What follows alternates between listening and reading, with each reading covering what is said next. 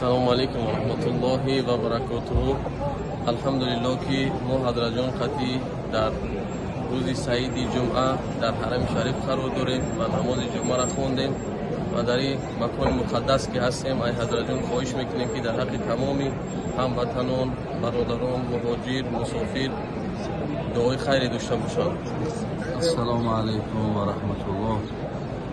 бародарои азиз ва хеле гиромӣ, аввалан ҳамаи шуморо ба ин рӯзи саид, ба ин рӯзи бандагии худо, ба ин рӯзи беҳтарини рӯзҳои аз ҳафта табрик ва таҳният мегӯям.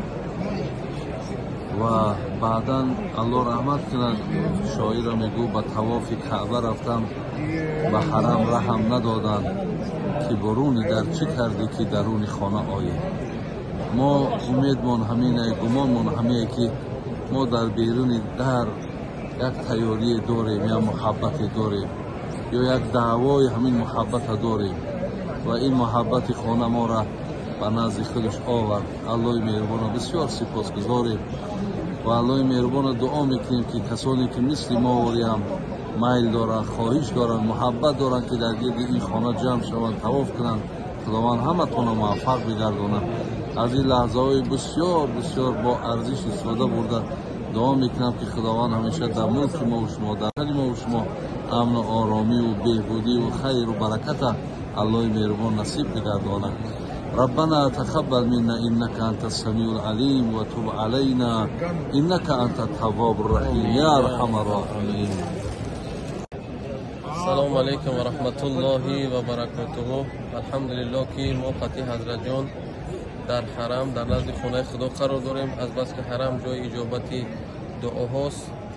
در این آمد ماه مبارک رمضان ای حضرت جان خواهش میکنیم که برای تمام هموطنان و برادران دعای خیر داشته باشند.